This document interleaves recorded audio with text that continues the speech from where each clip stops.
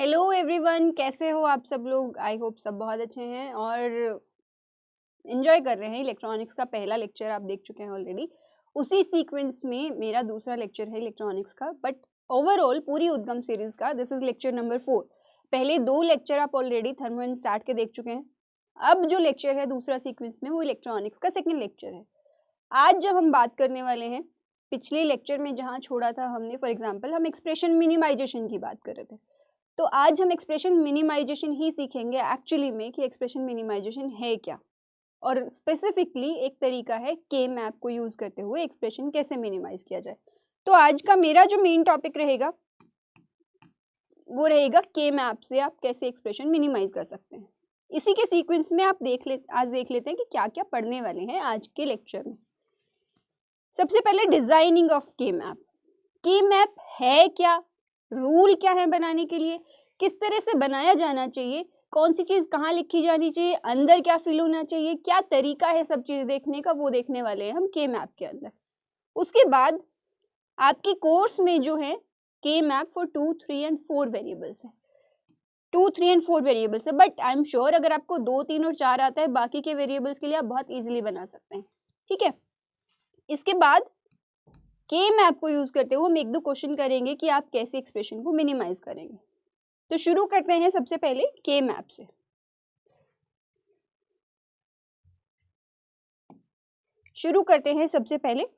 के मैप से। अब के मैप है क्या बेसिकली। एक्सप्रेशन मिनिमाइज कर रहे थे हम, पिछले में बूलियन लॉज देखे थे हमने जिनसे हम एक्सप्रेशन को मिनिमाइज कर रहे थे। फॉर एग्जांपल यहाँ पर मैं एक ब्रीफ लिख देती हूँ पिछले वाला कि आप एक्सप्रेशन को मिनिमाइज कर रहे थे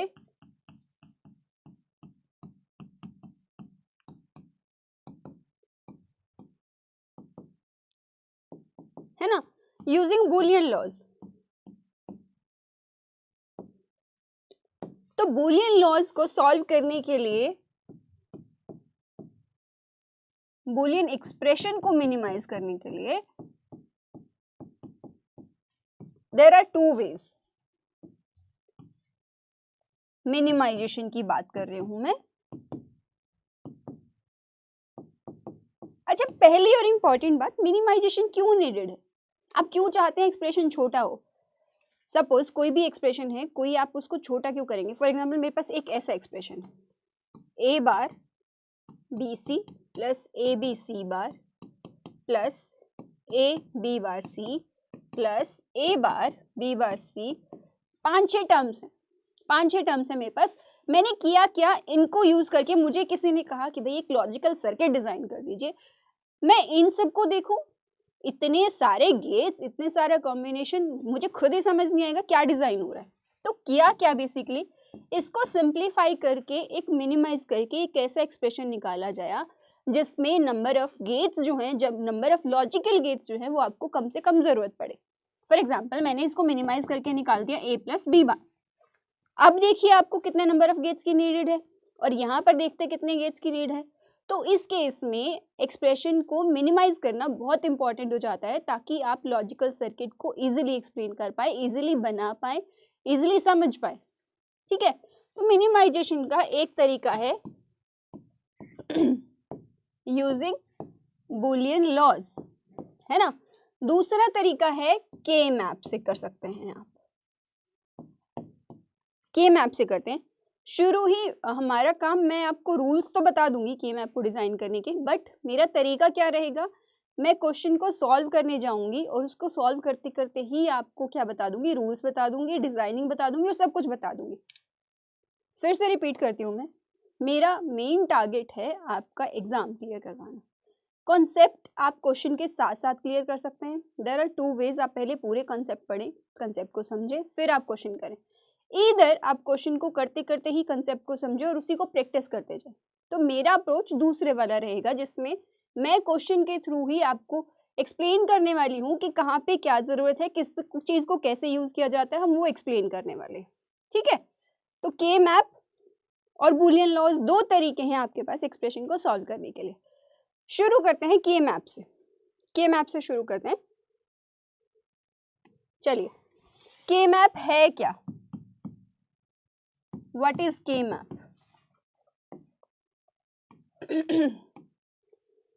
के मैप बेसिकली एक ग्राफिकल रिप्रेजेंटेशन है किसी भी बूलियन एक्सप्रेशन का।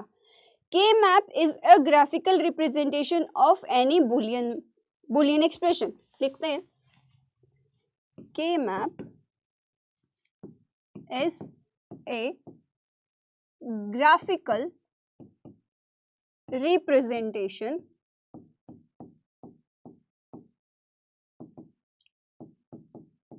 of any Boolean expression। ठीक है, समझ आती है बात।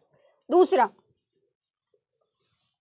इंपॉर्टेंट पॉइंट्स लिख रहे हैं। दूसरा क्या पॉइंट है, के मैप किस पे बेस्ड है? के map is based on grey code. I hope आप सबको ग्रे कोड पता है। अगर नहीं पता है तो in short I will brief, बहुत कम टाइम में बहुत क्विकली हम ब्रीफ कर लेंगे कि ग्रे कोड है क्या एक्चुअली, ठीक है। उसके बाद के मैप किस पे काम करता है basically? Let's say we have n variables a b c या फिर a b, 2 वेरिएबल हैं आपके पास। तो इस केस में पहले हो सकता है इस वाली स्लाइड में आप रियलाइज नहीं कर पाए कि क्या हो रहा है। अगली स्लाइड आते आते you will realise by yourself कि क्या हो रहा है, मेरा क्या मतलब है सेल से, क्या मतलब है के मैप से, क्या मतलब है वेरिएबल से, क्या मतलब है फिलिंग से और क्या मतलब है ग्रे कोड से। आपको सब क्लियर हो जाएगा जैसे ही हम एक क्वेश्चन सॉल्व करेंगे, ठीक है। तो के मैप बेसिकली,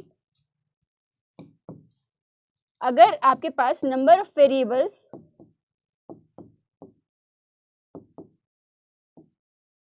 n है तो आपके पास नंबर ऑफ सेल्स जो नीडेड है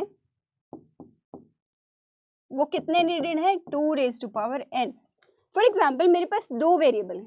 if I have n is equal to 2 तो क्या होगा?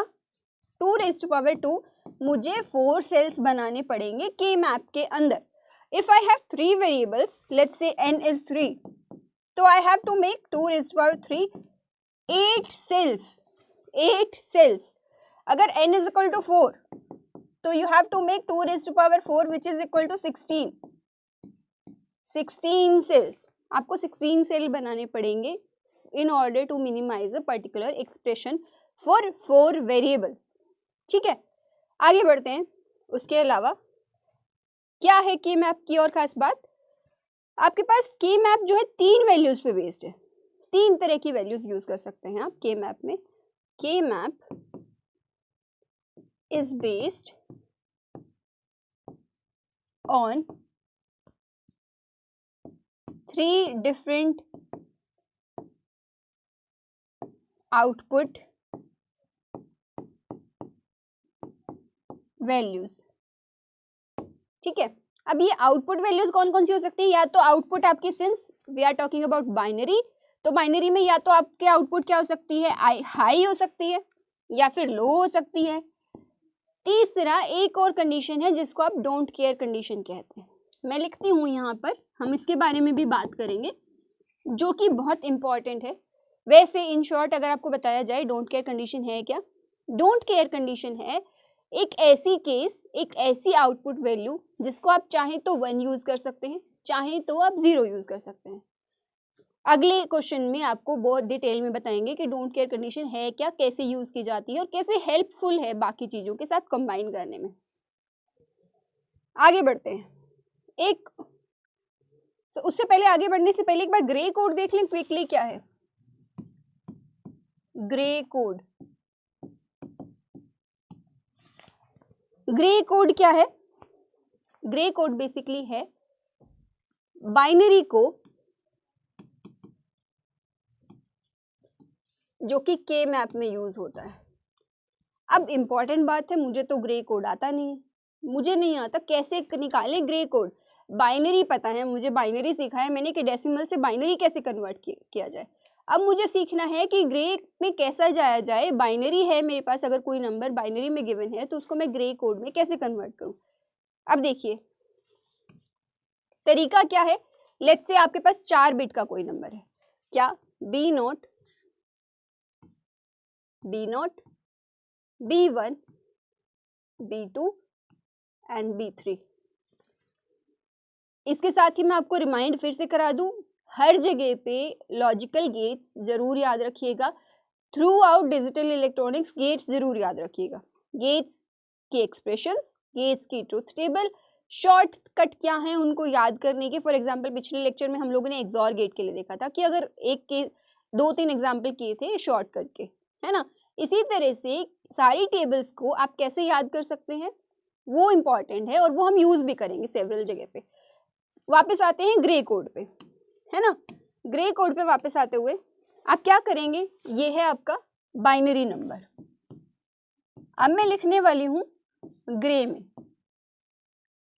ग्रे में लिखने वाली हूं। तो ग्रे में लिखने के लिए आप क्या करेंगे, सबसे पहली जो है हाईएस्ट उसको आप एज इट इज लिखेंगे, G3, उसको मैंने एज इट इज लिख दिया, ठीक है। अब क्या करेंगे, इसके बीच में और इसके बीच में एक एक्सॉर गेट लगाएंगे, ठीक है। और जो रिजल्ट आएगा आपका वो क्या होगा, G2। जो रिजल्ट आएगा वो क्या होगा आपके पास, G2। इसी तरह से नेक्स्ट लिखने के लिए इसके बीच में और इसके बीच में एक एक्सॉर गेट लगाएंगे और आपकी आएगी G1। इसके बीच में और इसके बीच में एक और एक्सॉर गेट लगाया जाए तो आपके पास आएगा G0। इस तरह से आप क्या निकालते हैं, ग्रे कोड निकालते हैं, ग्रे कोड निकालते हैं किसी भी बाइनरी नंबर का, ठीक है। मोस्ट ऑफ द केसेस में के मैप में जहां हम यूज करेंगे 2, 3, 4 वेरिएबल्स फॉर एग्जांपल, तो उस केस में जितना ग्रे कोड नीडेड है इजीएस्ट तरीके से मैं वो बता देती हूँ आपको एक बार क्विकली। फॉर एग्जांपल A और B है,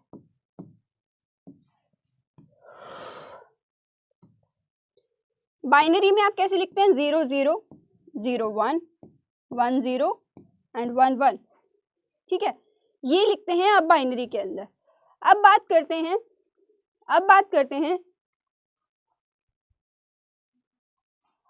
करते हैं ग्रे कोड की। तो ग्रे कोड में क्या करेंगे आप, या तो यही वाला तरीका फॉलो करिए। फॉर एग्जांपल मुझे 0 0 को ही लिखना है, 0 0 को लिखना है तो क्या करूं, इस बिट को मैं एज इट इज लिख दूं।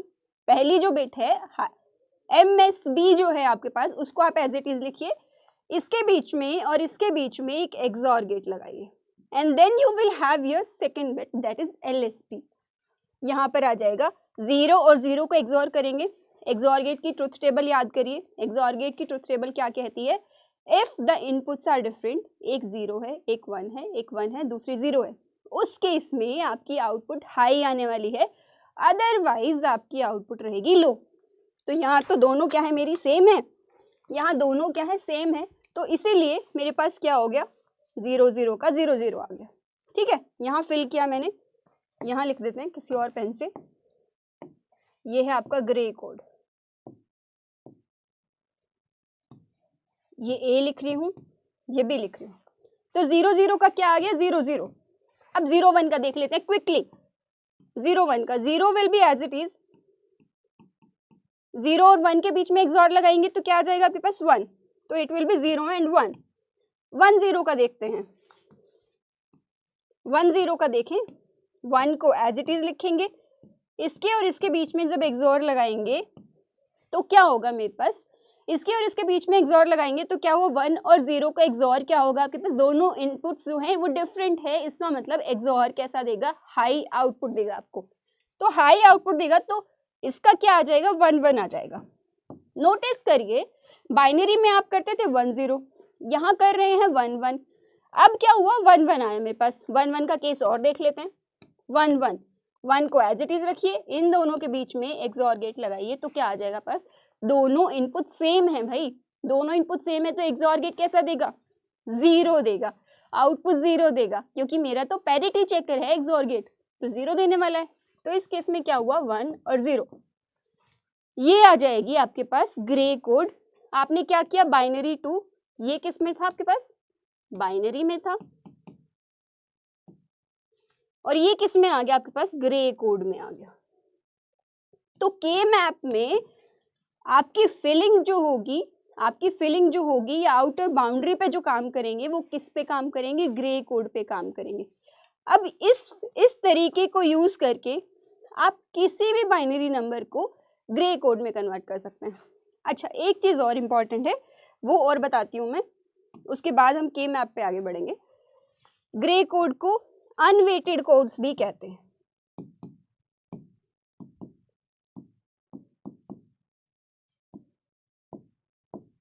अनवेटेड कोड क्यों?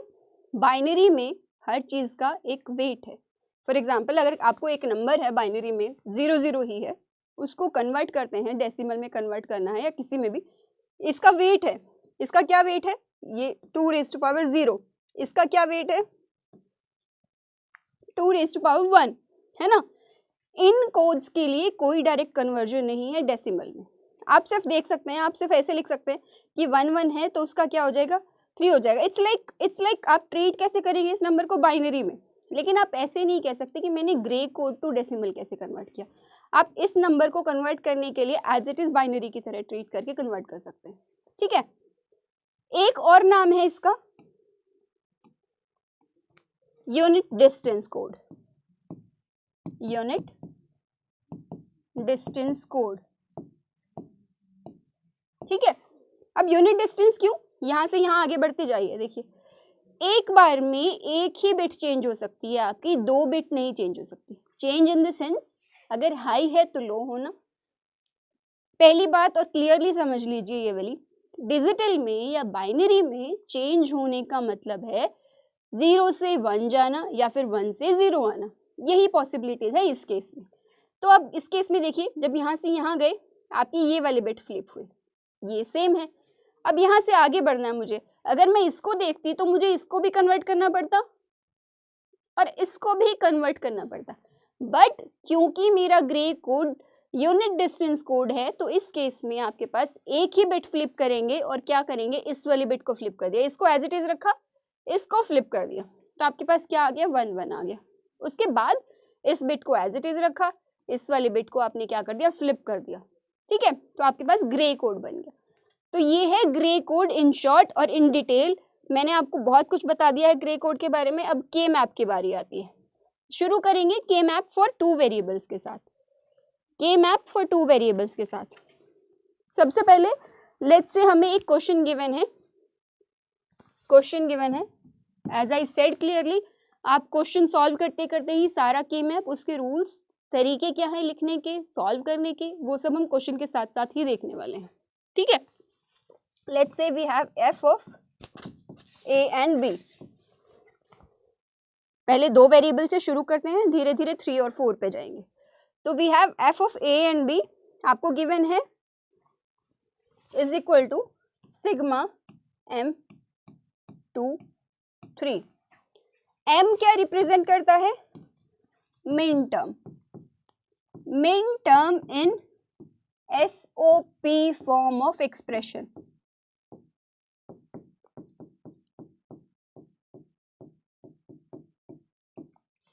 यहां तक ठीक है? मिन टर्म क्या रिप्रेजेंट करता है? SOP फॉर्म ऑफ एक्सप्रेशन में मिन टर्म को रिप्रेजेंट करता है m। अब इस केस में ये कह रहा है कि SOP में आप हाई इनपुट्स को चेक करते हैं, हाई आउटपुट को चेक करते हैं। एक्चुअली अगर हाई आउटपुट है, कह रहा है मेरे 2 के लिए आउटपुट हाई है और 3 के लिए मेरी आउटपुट हाई है, इन दोनों के लिए आई हैव हाई आउटपुट। ठीक है, इन दोनों केस के लिए मेरे पास आउटपुट क्या रहने वाली है? हाई रहने वाली है। मैं देखती हूँ, सबसे पहला काम मेरा होगा कि नॉर्मल एक्सप्रेशन सॉल्व करते हैं, एक मिनिमाइजेशन करते हैं, पॉसिबल ट्रुथ टेबल बनाते हैं। सबसे पहले ट्रुथ टेबल a b और y। वी हैव 0 0, 2 वेरिएबल हैं, f ऑफ a भी लिखा है, 0 1 हो सकता है, 1 0 हो सकता है और 1 1 हो सकता है। y क्या होगा? कह रहा है कि 2 और 3 के लिए है। 2 क्या है? यहाँ, और 3 क्या है? यहाँ। तो 2 के लिए हाई है, 3 के लिए हाई है। इट्स नॉट सेइंग कि ये कौन सा गेट है, कौन सा गेट नहीं है, आपका काम भी नहीं है वो सोचना, बट आपको सिर्फ ध्यान रखना है कि एक ऐसा फंक्शन है, एक ऐसा लॉजिकल सर्किट है जो इन 2 टर्म्स के लिए आउटपुट हाई देता है, अदरवाइज वो आउटपुट क्या रहता है? लो रहती है। चलिए, अदरवाइज आउटपुट क्या रहती है? लो। इसको हमें एक्सप्रेशन को मिनिमाइज करना। अब SOP फॉर्म लिखें इसकी। SOP फॉर्म लिखने के लिए आप चेक करते हैं हाई आउटपुट। SOP फॉर्म के लिए आप चेक करते हैं हाई आउटपुट। इस केस के लिए आउटपुट हाई है, तो जो हाई है उसको एज इट इज लिखेंगे, जो लो है उसका बार करेंगे, ए बी बार। यहाँ पर देखिए ये क्या है, ए, दूसरी भी हाई है तो ए बी। तो एक्सप्रेशन इज दिस, मेरा एसओपी एक्सप्रेशन क्या हुआ according to this is A B bar plus A B. ये मेरे पास हुआ एसओपी एक्सप्रेशन। ठीक है, इसको थोड़ा सा सिंप्लीफाई कर सकते हैं, मिनिमाइजेशन जो हम तरीके फॉलो करते हैं पहले देख लेते हैं कि उस तरीके से सिंप्लीफाई करें तो कैसा आता है।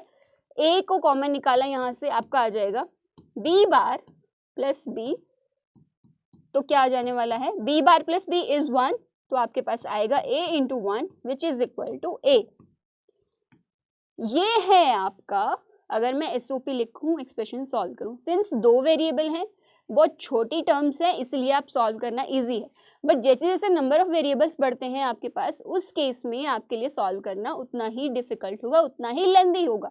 बट हम लोगों को लेंथी पे नहीं सोचना, हम सोचना है कि काम कैसे इजी करें हमारा, और वो काम आसान करने के लिए कौन है, के मैप। ठीक है, अब इसी क्वेश्चन को के मैप से सॉल्व करते हैं। के मैप में सबसे पहली बात जो हमने लिखी थी, अगर आपके पास n वेरिएबल है तो नंबर ऑफ सेल्स जो नीडेड है आपके, वो कितने नीडेड है आपके, 2 raised to power n। Number of variable कितने हैं नंबर ऑफ वेरिएबल कितने हैं आपके पास,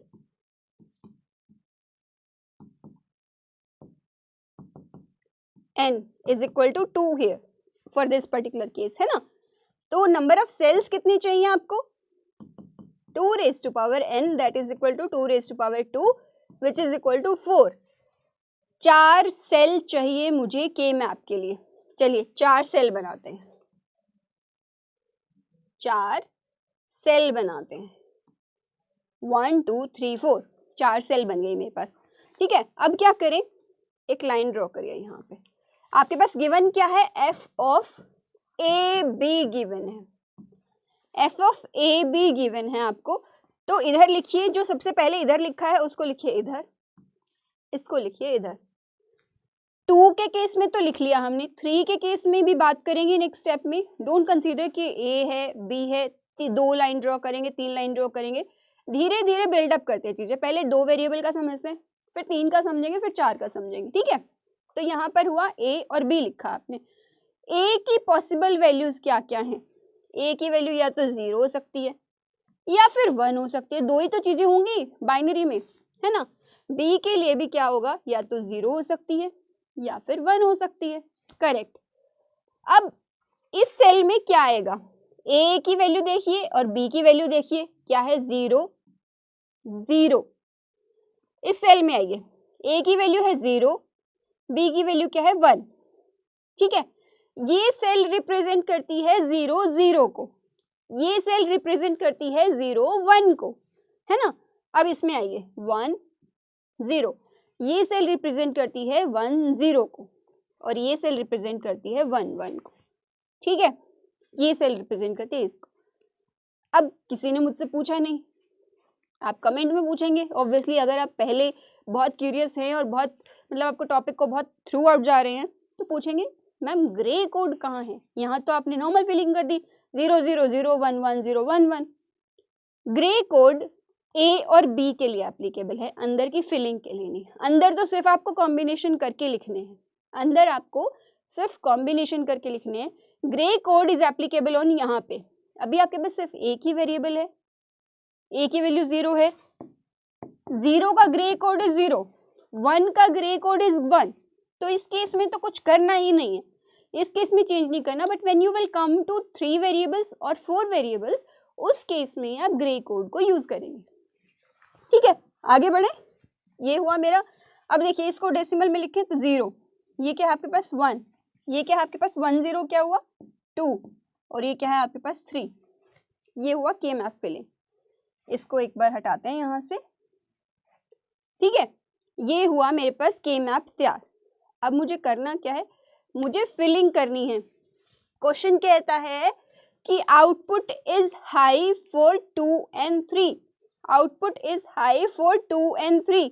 2 ये है, 2 मतलब 1 0 है, 2 मतलब 1 0 है, 2 मतलब 1 0 है। फिलिंग करते हैं 1 0 के केस में हाई है, यानी कि 2 के केस में हाई है, और 3 के केस में हाई। Where is 3? 3 को रिप्रेजेंट करता है ये वाला सेल। ठीक है, ये बन गया आपका के मैप। अब अगली स्लाइड पे पहुंचते हैं। के मैप में फिर से ड्रॉ कर रही हूं। यहाँ पर 4 सेल हैं आपके पास। ए इधर लिखेंगे, बी इधर लिखेंगे। दिस इज फॉर ये है 0, ये है 1। ए बार 0 है तो ए बार। ऐसे क्यों लिखा? अभी मैंने एसओपी एक्सप्रेशन जब लिखा था, मिन टर्म है, क्योंकि मिन टर्म है तो उस केस में आप हाई को कंसीडर करते हैं। हाई को एज इट इज लिखते हैं इनपुट के लिए, और लो वैल्यू के लिए आप कॉम्प्लीमेंट करते हैं। जैसे सिंस यहाँ पर ए की वैल्यू अगर 0 है तो उस केस में हम ए बार लिखेंगे। ऐसे ही यहाँ पर 0 है, 1 है, तो ये क्या आ जाएगा आपके पास? बी बार और बी। तो ये क्या है? 0 को रिप्रेजेंट करता है, 1 को रिप्रेजेंट करता है, 2 को रिप्रेजेंट करता है और 3 को रिप्रेजेंट करता है। हमारे क्वेश्चन में था 2 और 3 के लिए हाई होना। हमारे क्वेश्चन में था 2 और 3 के लिए हाई होना। अब मेरा अगला स्टेप रहेगा, मैं स्टेप्स लिख दें यहाँ पर, इजी हो जाएगा आपके लिए। Steps 1, number of cell decide करिए, जो कि 2n है। Steps number 2, check for high output giving inputs, है ना? ये देखिए, और फिल कर दीजिए सेल के मैप में। फिल द रिस्पेक्टिव सेल इन के मैप। जैसे हमने 2 और 3 के लिए फिल किया, उसी तरह से आप फिल करेंगे। फिर आएगा आपके पास ग्रुपिंग करना, कि आप ग्रुपिंग करिए। ग्रुपिंग, अब ग्रुपिंग क्या होता है भाई? जैसे ग्रुपिंग में आप 2 का ग्रुप बनाते हैं, 4 का ग्रुप बनाते हैं, 8 का ग्रुप बनाते हैं। इस केस में रूल है, आप 3 का ग्रुप नहीं बना सकते, 2 का बना सकते हैं, 4 का बना सकते हैं, 8 का बना सकते हैं। बाइनरी है ना, बाइनरी वेट के अकॉर्डिंग ग्रुप्स बनेगा। ठीक है, एक का तो ग्रुप होगा ही नहीं, ऑब्वियसली एक का कोई ग्रुप थोड़ी होता है। 2, 4, 8 और 16 ग्रुपिंग करिए। अगर आपके पास सपोज 4 वेरिएबल है तो ग्रुप बना सकते हैं। सबसे बड़ा ग्रुप बन सकता है आपका 16 का, है ना? अगर 16 का नहीं बन पा रहा है, कोशिश करिए आप 8 का ग्रुप बनाएं। 8 का जितना बड़ा ग्रुप बनाएंगे उतना ही सिंप्लीफाइड एक्सप्रेशन मिलेगा आपको। तो कोशिश करिए जितना बड़ा ग्रुप बना सकते हैं उतना बड़ा ग्रुप बनाइए। तो 8 के ग्रुप को कहते हैं एक ऑक्ट, है ना? 4 का बनाइए, अगर नहीं बना पा रहे हैं 8 का, कोई बात नहीं, 4 का बनाइए। 4 का बनाएंगे तो उसे कहते हैं क्वाड, एक क्वाड बनाइए। ठीक है, फिफ्थ नहीं, 2 का बनाइए। अगर 4 का भी नहीं बन पा रहा है कैसे भी करके, तो एक 2 का बनाइए और उसे लिखिए एक पेयर, उसे कहते हैं हम एक पेयर। ठीक है, इसको पेयर कहा। तो ये चीजें हैं आपके पास, 8, 4, 2, 16 का ग्रुप बनाइए, इसका बनाइए, इसका बनाइए। अब जो करंट सिनेरियो है उसमें ग्रुपिंग करते हैं, उसके बाद में अगला रूल लिखूंगी। लास्ट एक रूल बचा है वो इसके बाद लिखेंगे। ग्रुपिंग करते हैं। यहाँ पर 4 का तो बन नहीं सकता, अगर 4 का बनता तो सारे के सारे फिल होते, 4 का नहीं बन सकता, तो ग्रुप बना ये, यानी कि एक पेयर बना, पेयर। ठीक है, पेयर बन गया मेरा। अब पेयर के रिस्पेक्टिव टर्म कैसे लिखी जाए? थ्रू आउट पेयर जब आप मूव करते हैं, जैसे फॉर एग्जांपल इसमें हॉरिजॉन्टल पेयर है आपका, आप हॉरिजॉन्टली मूव करते हैं। जब हॉरिजॉन्टली मूव करते हुए जो चीज आपकी सेम है आप उसे लिखेंगे, और जो चीज चेंज हो रही है उसको छोड़ देंगे। फॉर एग्जांपल इस केस में आपने देखा कि इस साइड मूव कर रही हूँ तो ए की वैल्यू तो मेरी सेम रह रही है, बी की वैल्यू चेंज हो रही है यहाँ से यहाँ जाने में, जो कि बी बार से बी है। तो जो कॉमन है, जो सेम है थ्रू आउट, आप उसे लिखेंगे। लिखा मैंने ए, एक ही पेयर है आपका, और उसी के कोरस्पॉन्डिंग आपने टर्म लिख दी एक। जितने ग्रुप्स बनेंगे उतनी ही टर्म्स लिखी जाएंगी। अब पिछले वाला क्वेश्चन देखिए, अगर आपको के मैप की फिलिंग पता है और आपको पता है कि किस तरह से लिखना है, तो ये तो बस बहुत छोटा सा खेल है। देखिए यहाँ पर आपने सॉल्व किया था, यहाँ पर भी एक्सप्रेशन आपका क्या आया था निकल के, यहाँ पर भी एक्सप्रेशन क्या आया था निकल के, ए निकल कर आया था, करेक्ट। और वहां पर भी के मैप से भी आपका क्या निकल कर आया है, एक्सप्रेशन। तो एक लास्ट रूल और यहाँ लिख देती हूँ मैं, 5वां, moving through the group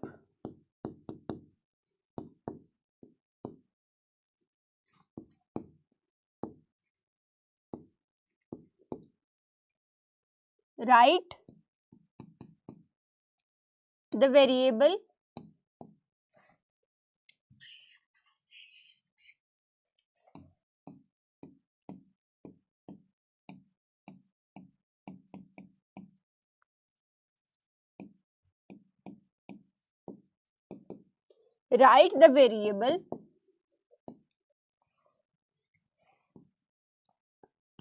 which remains the same.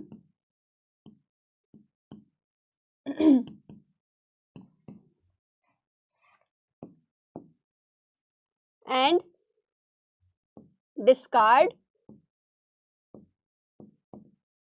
the remaining, the changing one.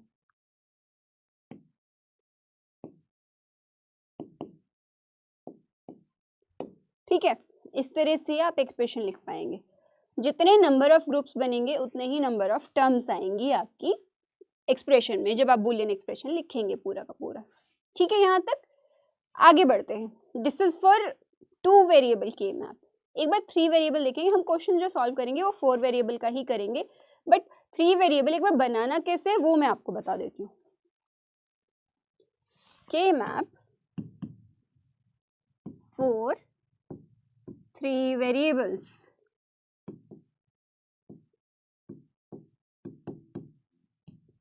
देखिए कुछ ऐसा गिवन होगा, F of A B C, F of A B C. अब क्वेश्चन को देने के कुछ तरीके हैं, या तो F of A B C minterm की फॉर्म में दिया होगा, या फिर आपको ट्रुथ टेबल दी होगी, या तो कुछ ऐसा दिया होगा, या फिर एक ट्रुथ टेबल दी होगी। ट्रुथ टेबल में आप करेंगे क्या, ट्रुथ टेबल में करने के लिए आपको अगेन हाई आउटपुट चेक करनी है, एसओपी एक्सप्रेशन लिख लेंगे उसका। Once you have written SOP expression, जैसे पिछले क्वेश्चन में किया था हमने, एसओपी एक्सप्रेशन लिखेंगे और एसओपी एक्सप्रेशन लिखते ही आपको पता चल जाएगा कौन कौन सी मिन टर्म्स के लिए आपका हाई है, कौन कौन सी मिन टर्म के लिए आपकी आउटपुट हाई आ रही है।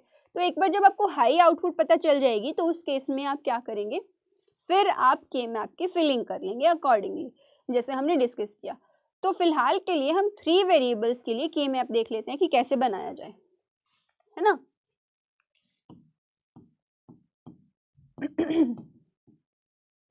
चलिए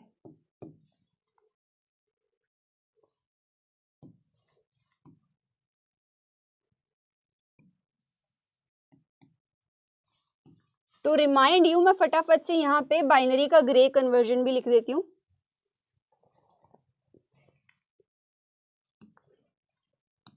ग्रे में आपका सीक्वेंस किस तरह से चलता है, ये ग्रे लिख रही हूँ मैं, आप पिछली स्लाइड को रेफर कर सकते हैं जहाँ पे हमने ग्रे डिस्कस किया था। 0 0 0 1 1 1 एंड 1 0।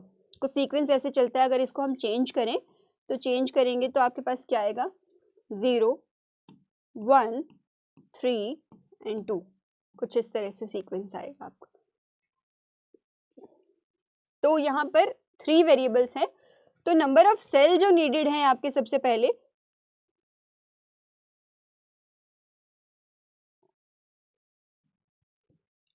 नंबर ऑफ सेल्स कितने नीडेड है,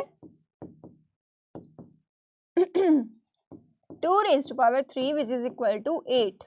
आपको 8 सेल चाहिए in order to make a K map for 3 variables, correct.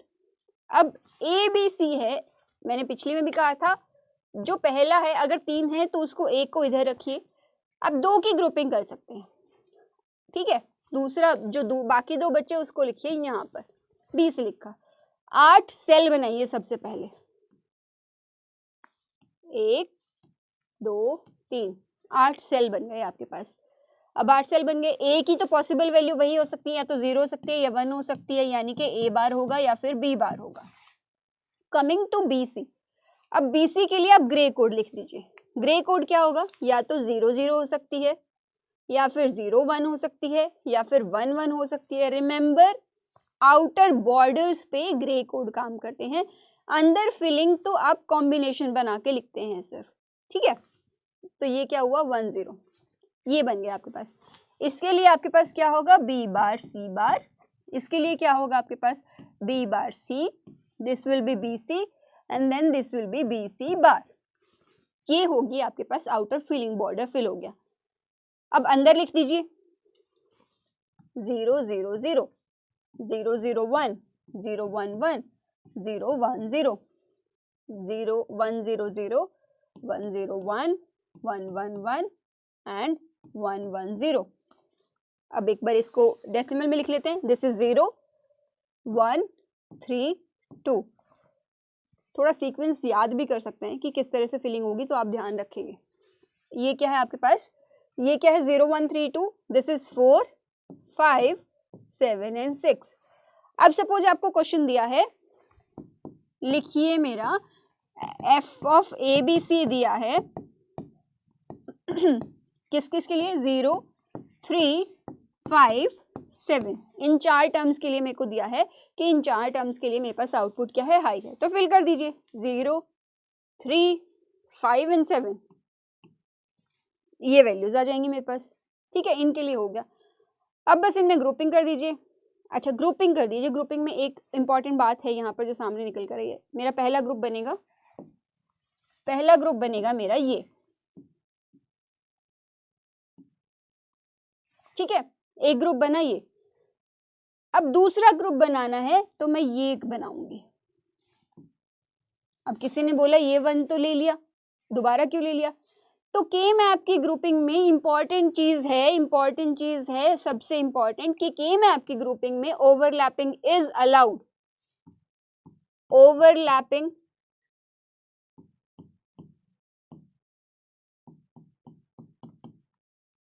Is allowed. जब आप के मैप में ग्रुप कर रहे हैं तो ओवरलैप कर सकते हैं, एक 1 को आप मल्टीपल टाइम यूज कर सकते हैं। फॉर एग्जाम्पल मेरे पास यहाँ पर भी 1 होता तो इसी 1 को मैं इधर भी कंबाइन कर सकती हूँ, क्योंकि 3 का ग्रुप मैं नहीं बना सकती, मैं 4 का बना सकती हूँ या 2 का बना सकती हूँ। तो लेट्स से मेरे पास यहाँ भी 1 होता तो मैं एक और ग्रुप बना लेती इसका, है ना, तो मेरे पास अकॉर्डिंगली चीजें आ जाती। लेट्स से यहाँ पर 6 और ऐड हो जाता मेरा अगर बाई चांस, तो आप फिर उन्हीं ग्रुप के कोरस्पॉन्डिंग प्रोसीजर वही रहेगा टर्म्स लिखने का। कैसे, जो सेम रह रहा है आप उसे लिखेंगे, और जिसकी वैल्यू चेंज हो रही है, लाइक फॉर एग्जांपल कोई B to B bar change हो रहा है तो उसको नहीं लिखेंगे, उसको छोड़ देंगे। जो सेम रह रहा है, like A through out same रह रहा है या फिर बी थ्रू आउट सेम रह रहा है, B bar throughout same रह रहा है, तो आप वही टर्म लिख लेंगे कोरस्पॉन्डिंगली। करेक्ट। ये के मैप है 3 वेरिएबल्स का। 4 वेरिएबल्स का के मैप करते हैं और उसी का क्वेश्चन करेंगे हम लोग। बात करते हैं 4 वेरिएबल का K map. K map for 4 variables. Important चीज, number of cell needed is 16। Number of cell needed is 16। Cell बनाएंगे आप 16। सबसे पहले सेल ही बनाते हैं, 1 2 3 4 16 सेल बन गए मेरे, है ना, 16 सेल बन गए। अब करूंगी क्या मैं, 16 सेल बनने के बाद 16 सेल जब बन गए हैं तो अब आप करेंगे क्या,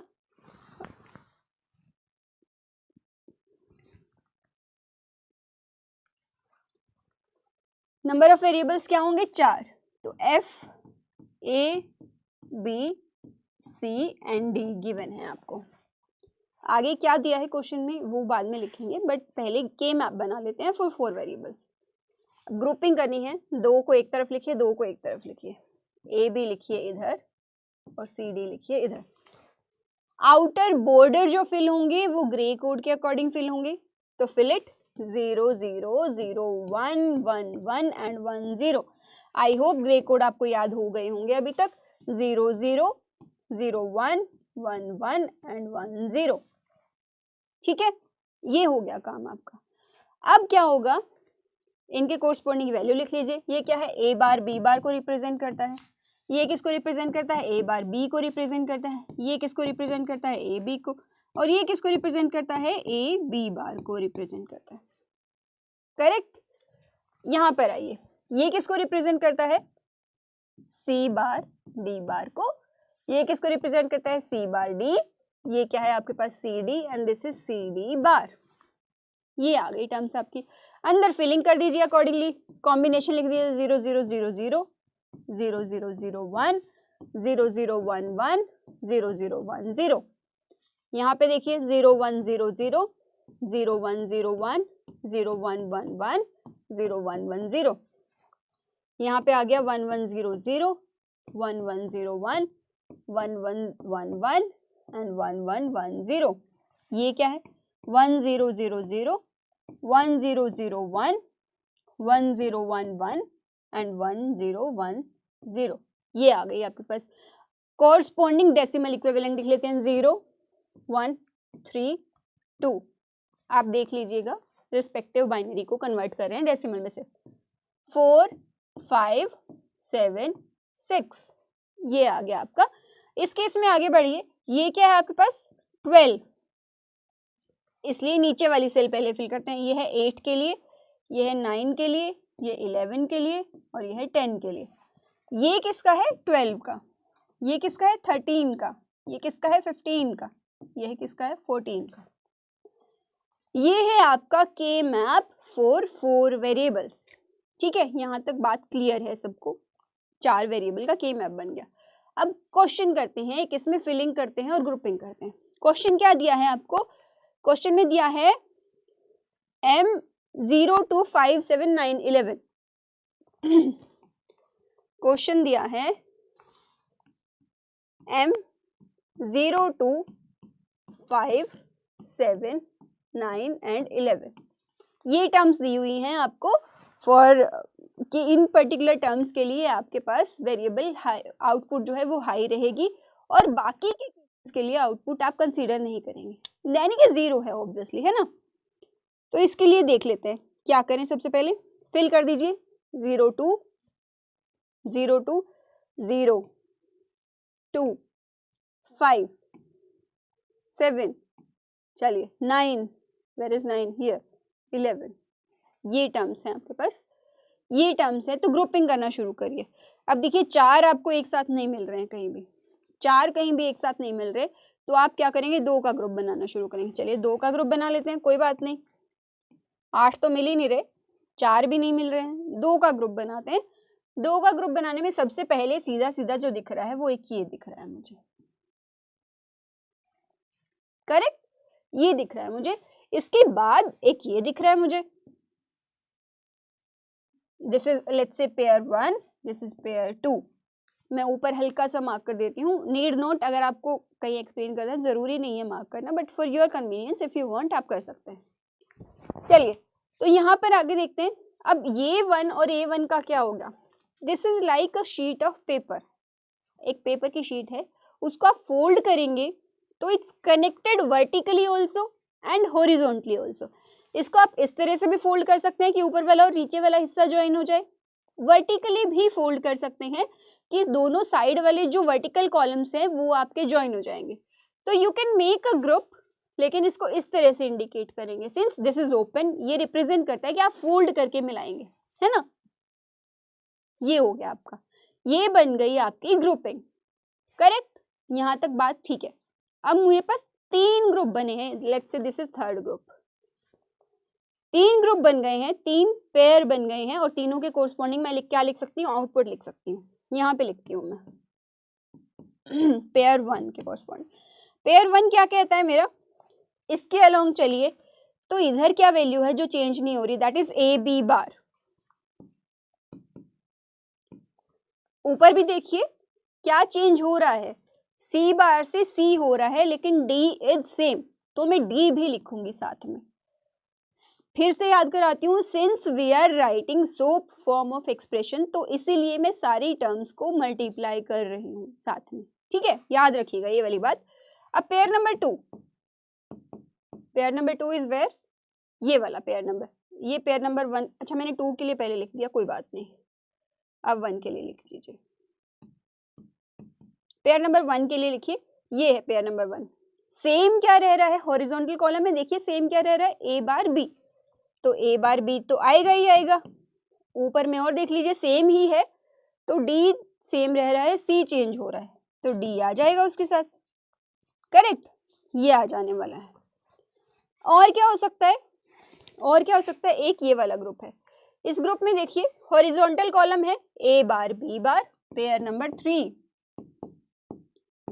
ए बार बी बार, सेम क्या रह रहा है, इधर है सी डी बार और इधर है सी बार डी बार, सी की वैल्यू चेंज हो रही है फ्रॉम सी बार टू सी और सी टू सी बार, और डी बार की वैल्यू जो है वो सेम है आपके पास, तो यहाँ पे क्या आ जाएगा, डी बार आ जाएगा, ठीक है। एक्सप्रेशन लिख देंगे, ओवरऑल क्या आ जाएगा, एसओपी क्या आ जाएगा इसके लिए, या मिनिमाइज एक्सप्रेशन क्या आ जाएगा, इन तीनों टर्म्स को सम कर दीजिए, तो ये क्या आ जाएगा आपके पास आ गया है expression, expression minimised expression, minimised expression. अब टाइम है इंट्रोड्यूस करने का डोंट केयर कंडीशन, अब टाइम है इंट्रोड्यूस करने का डोंट केयर कंडीशन। अब डोंट केयर कंडीशन को इंट्रोड्यूस करिए। डोंट केयर कंडीशन ऐसी कंडीशन है जिनके लिए आउटपुट मैटर नहीं करती, आप चाहें तो उन्हें ग्रुपिंग में लेने के लिए उन्हें 1 कंसीडर कर सकते हैं, अगर वो आपके ग्रुप को बड़ा करने में हेल्प नहीं कर रही हैं तो आप उन्हीं वैल्यूज को 0 करके छोड़ भी सकते हैं। लेट्स से इसी क्वेश्चन को एक्सटेंड करते हैं, प्लस यहाँ लिखना है, लिखने का तरीका है कुछ इस तरह से, डी और साथ में टर्म्स लिखी जाती हैं, क्या क्या टर्म्स है, 3, 8, 10, 12, 14, 3, 8, 10, 12 एंड 14, ये आपकी डोंट केयर टर्म्स हैं अब, ठीक है, these are don't care terms. अब इनकी फिलिंग करते हैं, इनकी फिलिंग कैसे होती है कि मैप में एक बार वो देखिए पहले, क्या है 3 कहाँ है, यहाँ है, 3 के लिए अगर मैं करूंगी तो मेरे पास क्या करना, मुझे मार्क करना होगा विद किसी दूसरे कलर से करते हैं भाई, सो दैट पता चलिए डोंट केयर है। डोंट केयर कंडीशन के लिए मार्क करते हैं एक्स से, डोंट केयर कंडीशन के लिए मार्क करते हैं आप एक्स से इंपॉर्टेंटली, ठीक है। फिर क्या हुआ, अब देखिए दूसरी है 8 पे मार्क की मैंने, तीसरी है 10 पे मार्क कर दी, 12 कहाँ है आपका, यहाँ उसके बाद है आपका 14 ये है यहाँ पे, मैंने कर दी सारी डोंट केयर कंडीशन मार्क कर दी। नाउ आई हैव टू सी कि मैं किन डोंट केयर कंडीशन को 1 कंसीडर करना चाहती हूँ और किन को मैं छोड़ देना चाहती हूँ।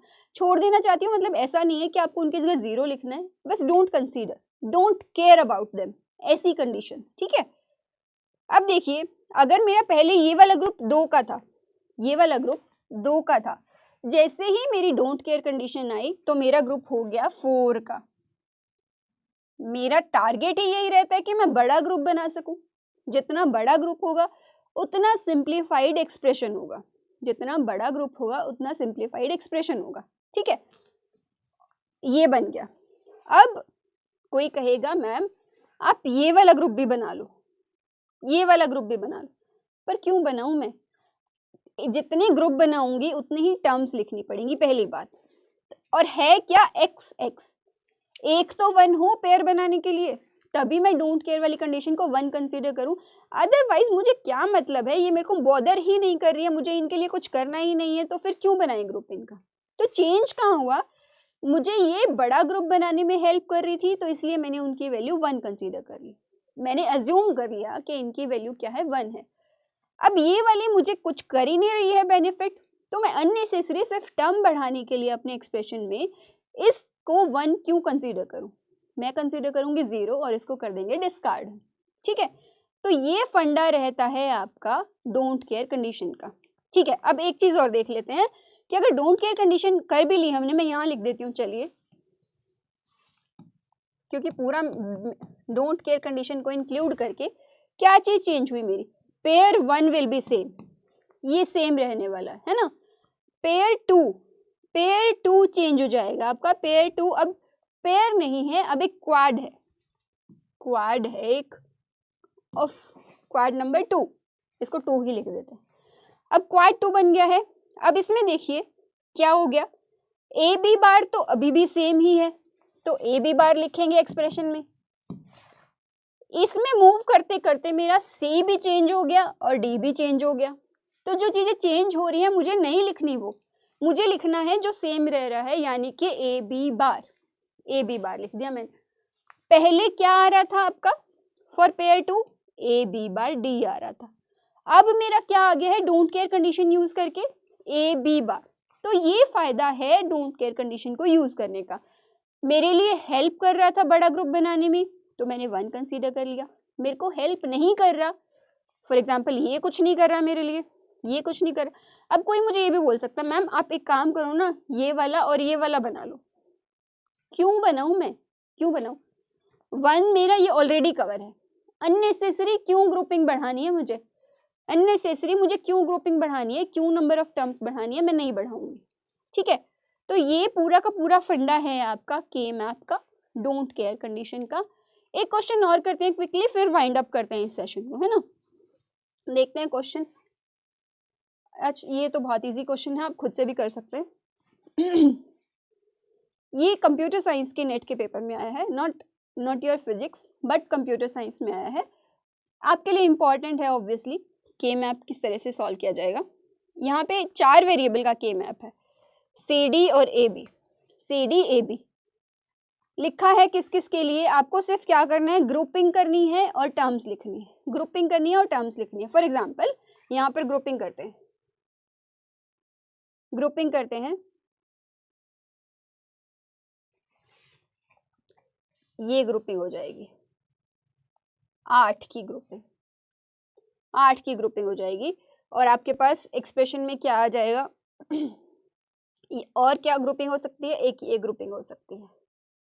फॉरगेट अबाउट क्वेश्चन और आंसर क्या पूछा गया है, सिर्फ फोकस करिए। अभी मैं जो आपको एक्सप्लेन करना चाहती हूँ वही एक्सप्लेन करना चाहती हूँ कि आप ग्रुपिंग कैसे करते हैं, क्या क्या कंडीशन आप देख सकते हैं। फॉर एग्जाम्पल ओवरलैपिंग देख सकते हैं। एक और इम्पॉर्टेंट चीज है, ग्रुपिंग में डायगोनल ग्रुपिंग अलाउड नहीं है।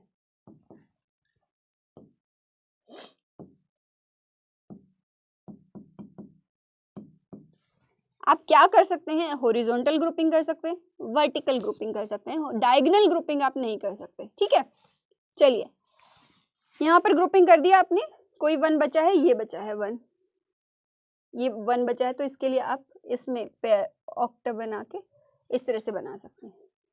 तो ये मैंने बना दिए ग्रुप, इसके कॉरस्पॉन्डिंग टर्म लिख दीजिए, आपको पता है किस तरह से लिखी जाती है, लिख दीजिए टर्म क्या है, क्या चेंज हो रहा है। आप पहले सबसे पहले ये मेंशन कर लीजिए, A B bar A B A B, और यहाँ पे क्या है ए बी। ठीक है, इसी तरह से यहाँ पे लिख लीजिए C bar D bar, C bar D, C D and C D bar, ये आ जाएंगे आपके पास वैल्यूज। आप लिखिए और हल्का सा कुछ कॉमन या कुछ लेना होगा तो वो लेके बस सिंप्लीफाई हो जाएगा आपका एक्सप्रेशन। फॉर एग्जांपल इस ग्रुप के लिए देखिए, बड़े वाले, ये जो ऑक्ट बना है, ऑक्ट के लिए देखिए सबसे पहले, ऑक्ट के लिए देखिए, ऑक्ट के लिए क्या होगा इस केस में, इस केस में सबसे पहले ऑक्ट में देखिए क्या वैल्यू चेंज हो रही है, ए बार चेंज हो रहा है मेरा, ए बार से ए में जा रहा है, तो ए बार को तो नहीं लिखूंगी मैं, ए नहीं आएगा, क्या आएगा, बी आएगा, बी मेरा सेम है, इधर जाए तो सब कुछ ही चेंज हो रहा है, तो खाली क्या आया मेरा बी, एक टर्म मेरी बी आने वाली है, एक टर्म मेरी क्वेश्चन आंसर में बी आने वाली है। अब क्वेश्चन देखिए, यहाँ पे आइए, आंसर ऑप्शन देखिए, ये ऑप्शन गया, ये ऑप्शन गया एंड ये वाला ऑप्शन भी गया, एक टर्म मेरी बी आने वाली है, I am sure of this. आपको ऑप्शन रह गए 2, मल्टीपल चॉइस क्वेश्चन में 4 ऑप्शन की बजाय आपको सिर्फ 2 ही ऑप्शन दिए। आसान है ना, 4 में से एक चूज करना या 2 में से एक चूज करना, इजी है थोड़ा सा। चलिए अगला चूज करते हैं। फॉर एग्जाम्पल अब बात करते हैं इस वाले क्वाड की। इस वाले क्वाड की बात करें तो क्या सेम है, सी डी सेम है और ऊपर वाला सब चेंज हो गया है, सी डी सेम है। अब कौन सा रह गया, ये वाला रह गया मेरा, ये वाला रह गया। अब इसके लिए क्या कर सकते हैं आप, अब इसके लिए क्या करेंगे, ए बी है और ए बी बार है आपके पास, है ना। क्या चेंज हो रहा है यहाँ पर देखिए, बी बार चेंज हो गया है, ए की वैल्यू सेम है, लेकिन ए की वैल्यू सेम है एंड इधर किसकी वैल्यू सेम है, उधर साइड देखा जाए तो डी की वैल्यू सेम है, करेक्ट। तो एक्सप्रेशन किस तरह से आ जाएगा, B plus C D plus A D. आप कॉमन निकाल सकते हैं इसमें से कुछ, डी कॉमन निकाल लेंगे, बी प्लस डी और साथ में क्या आ जाएगा आपके पास, ए प्लस सी। आंसर देख लीजिए कौन सा वाला करेक्ट है, A option is correct for this, ठीक है। इसके साथ ही आपके लिए होमवर्क के लिए क्वेश्चन है, होमवर्क के लिए जो क्वेश्चन है वो आप ये करेंगे सॉल्व, ठीक है। ये भी नेट का एक क्वेश्चन है, सब्जेक्ट नहीं पता मुझे, सब्जेक्ट नहीं ध्यान, but this is from the net exam, है ना। तो 2020 में जून में पूछा गया क्वेश्चन ये question consider this as your homework और एक्सरसाइज।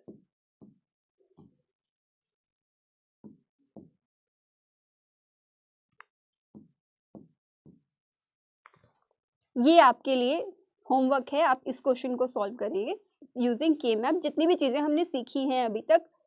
अच्छा, इस क्वेश्चन के लिए एक हिंट दे देती हूँ आपको मैं। नंबर ऑफ ग्रुपिंग जो करते हैं, कभी कभी ज्यादा ग्रुपिंग हो सकती है। फॉर एग्जाम्पल एक सेल है ना, ये सेल बनाया आपने, ये सेल बन गया, ये 1 यहाँ लिखा हुआ था, यहाँ लिखा हुआ था। कभी कभी ऐसा होता है, ये ग्रुप बन गया मेरा, ये ग्रुप बन गया और ये ग्रुप बन गया, ठीक है। अब यहाँ पे भी लेट्स से एक 1 लिखा होता, तो मेरे पास चॉइस थी, क्या चॉइस थी, या तो मैं ये वाला ग्रुप बनाती या फिर ये वाला ग्रुप बनाती। ऑब्वियसली मैं ये वाला ग्रुप बनाऊंगी, पर ओवरलैपिंग तो यहाँ भी है। कभी कभी आपके पास चॉइस आती है कि ये वाला ग्रुप बन जाए या ये वाला ग्रुप बन जाए, उस क्वेश्चन में हेल्प करता, ये वैसा ही क्वेश्चन है जिसमें आपको चॉइस मिलेगी, या तो ऐसा ग्रुप बना लीजिए या ऐसा ग्रुप बना। दिस इज हिंट, ये आपका हिंट दे रही हूं मैं इस क्वेश्चन को करने के लिए। आप चूज करेंगे वन ऑफ द ग्रुपिंग, और वन ऑफ द ग्रुपिंग जब चूज करेंगे तो आपके पास आंसर इनमें से कुछ निकल कर आएगा। एक बार हो सकता है ये निकल कर आए, एक बार हो सकता है ये निकल कर आए। फॉर एग्जाम्पल ए और सी आ सकता है आंसर, या फिर बी और डी आ सकता है आंसर, या फिर अकेला एक सिंगल अगर ऑप्शन है पूरा का पूरा ग्रुपिंग का, एक सिंगल चॉइस है तो आप पूरी की पूरी ग्रुपिंग सेम कर सकते हैं, कोई प्रॉब्लम नहीं है। तो इसके साथ ही ये वाला क्वेश्चन आप करेंगे होमवर्क में। इसके साथ ही हम एक्सप्रेशन मिनिमाइजेशन का टॉपिक जो है कंप्लीट करते हैं। हमने देखा क्या क्या है, के मैप फॉर डिफरेंट वेरिएबल्स,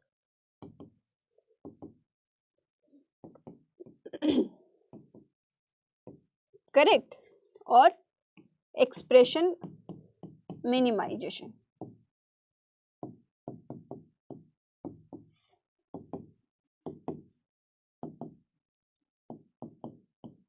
ये दो चीजें हमने देखी हैं आज, और होमवर्क आपको दिया ही है ऑलरेडी। होमवर्क में आप क्या करेंगे, क्वेश्चन सॉल्व करेंगे, डिफरेंट ग्रुपिंग क्वेश्चन करेंगे आप।